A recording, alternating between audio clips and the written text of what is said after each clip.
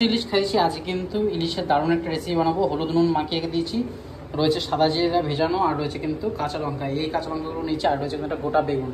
এই দিয়ে হবে আজকে রেসিপি। আজকে রেসিপিটা কিন্তু একটু অন্যরকম হবে। আশা করি এই ইলিশ মাছের রেসিপিটা তোমাদের খুব ভালো লাগবে, সেই জন্য আজকে তুলে ধরছি। এই এতদিন তো সর্ষে ইলিশ দেখিয়েছি, তোমাদের খুব ভালো লেগেছে, সেই জন্য আজকে হচ্ছে এই রান্নাটা। আর বাকি আমি এখানে ভাত বসেছি, ভাত হয়ে গেছে, ডাল বসেছি, ডাল হয়ে গেছে।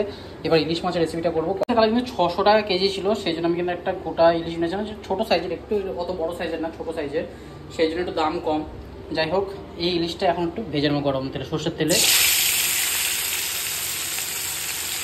একটা গোটা ইলিশই এনেছিলাম। ইলিশ মাছ দিয়ে কিন্তু আগে বেশি কিন্তু অত ফ্রাই করতে লাগে না, হালকা ফ্রাই করেই কিন্তু তুলে নিতে হবে এটাকে, বেশি ফ্রাই করবো না, তাহলে ইলিশ মাছের স্বাদটাই নষ্ট হয়ে যাবে। আর এই তেলটাও কিন্তু গরম ভাতে কিন্তু সেই লাগবে।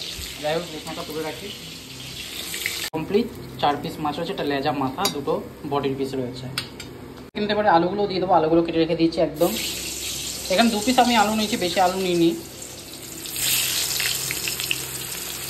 মাছের সাথে একটু আলু ভাজা হলে না বেশ ভালো লাগে। আলু ভেজে তরকারি আলু থাকে, আলুর স্বাদটা নেওয়া যায়। বাকি ভেজে রেখেছিলাম সাদা জিরে, একটু মিক্সিতে বেটে নেবো সাদা জিরে, আর রয়েছে কিন্তু 4 পিস কাঁচা লঙ্কা। এই দুটো জাস্ট একটু বেটে নেবো। মিক্সিতে বাটছিলাম, কিন্তু মিক্সিতে না, মিক্সি মেশিনটা আছে, ওটা কিন্তু মানে বাটতে পারছে না। দেখো, এটার ভেতরে কিন্তু বাটতে পারছে না, সেই জন্য আমি কিন্তু শিলনোড়ায় বেটে নিয়েছি। শিলনোড়া ভালো করে বেটে নিয়েছি। শিলনোড়া বাটলে কিন্তু টেস্টও ভালো হবে, একটু খাটনি হয় কিন্তু টেস্ট আরও ভালো হবে। যাই হোক, শিলনোড়া লঙ্কা আর কিন্তু সাদা জিরে বেটে নিয়েছি আমি। মধ্যে কিন্তু সাদা জিরে আর লঙ্কা বাটাটা কিন্তু ফোড়ন দিয়ে দিলাম। এরপর আমি কেটে রেখেছি বেগুন, বেগুনটাও কিন্তু এর মধ্যে দিয়ে দেবো।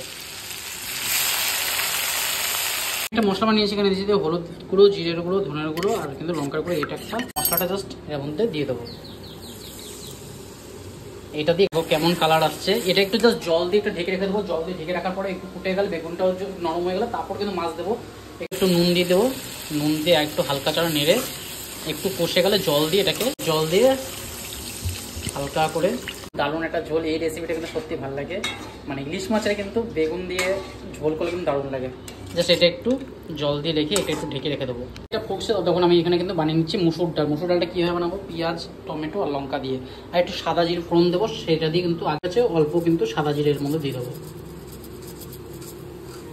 ঝিঝিরি করে কেটে রাখা পেঁয়াজ কুচিটা দিয়ে দেবো, আর দিয়ে দেবো কিন্তু লঙ্কা। এটা একটু জাস্ট হাফ ফ্রাই হয়ে যাবে, কিন্তু হালকা ফ্রাই হয়ে গেছে। এবার কিন্তু এর মধ্যে টমেটো কুচানো দিয়ে দেবো।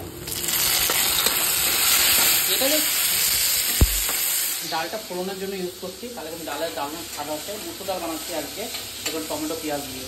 কিন্তু নুন দেওয়া আছে, সেজন্য আলাদা করে নুন দিইনি এটার মধ্যে। এবার কিন্তু ডালটা দিয়ে দেবো, কিন্তু গলে গেছে। এবার কিন্তু মাছ আর আলুটা এখানে আস্তে আস্তে দিয়ে দেবো। ফার্স্টে মাছগুলো একটু দিয়ে দিই, বেশিক্ষণ করবো না, অল্প একটু জাস্ট ফোটালেই কিন্তু দারুণ স্বাদ চলে আসবে।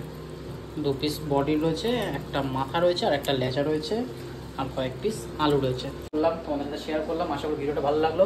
ভিডিওটা ভালো লাগলো অবশ্যই কিন্তু লাইক শেয়ার করতে ভুলো না। দেখা হবে নতুন একটা ভিডিও। ততক্ষণ টাটা, বাই বাই। দেখো কত সুন্দর কিন্তু, দেখো মাছ রান্না কমপ্লিট, আর কত সুন্দর কিন্তু কালার এসেছে।